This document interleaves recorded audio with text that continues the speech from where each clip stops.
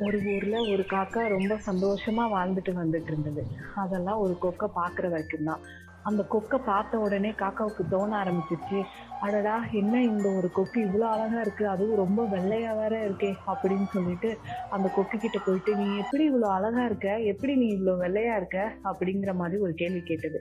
அதுக்கு அந்த கொக்கு சொல்லுச்சு, "அட போப்பா! நான்லாம் ஒரு அழகுன்ட்டு. அங்க பாரு கிளிக்கு எத்தன கலர் இருக்குன்னு சொல்லிட்டு. அந்த கிளி பச்சை, சம்டைம் சிவப்பு, சம்டைம் ஆரஞ்சுன்னு மிக்சர்ல இருக்கும்.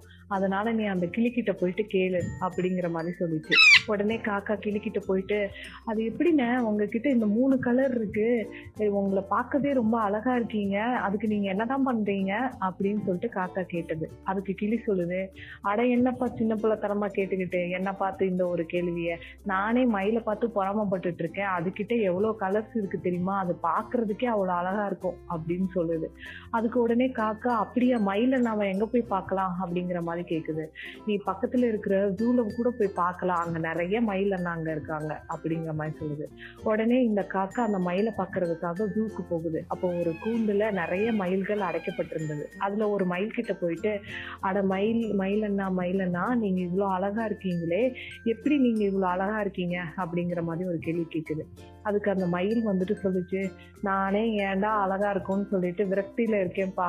இங்க பாரு அழகா இருக்கிறதுனால இந்த கூண்டுல என்னை போட்டு அடைச்சு வச்சு என்னை கொடுமைப்படுத்துறாங்க. அது மட்டும் இல்ல, நான் அப்பப்பெல்லாம் நினைக்கிறது உண்டு, நீ இந்த உன்ன மாதிரி உன் இனங்கள் என் மேல பறக்கும் போதெல்லாம், ச்சே நம்மளும் இந்த மாதிரி கருப்பா இருந்திருந்தா நம்மளை இப்படிலாம் கூண்டுக்குள்ள அடைச்சு வச்சிருக்க மாட்டாங்களே. அதனால நம்மளும் காக்காவா மாறிடலாமான்லாம் நான் அடிக்கடி நினைச்சது உண்டு" அப்படின்னு சொல்லும்.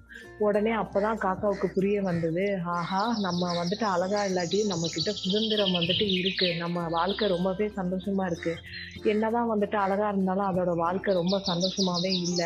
அதனால நம்ம கிட்ட இருக்கிறத வச்சு நம்ம சந்தோஷப்பட்டுக்க வேண்டியதா அப்படிங்கிற மாதிரி ஒரு முடிவுக்கு வந்தது.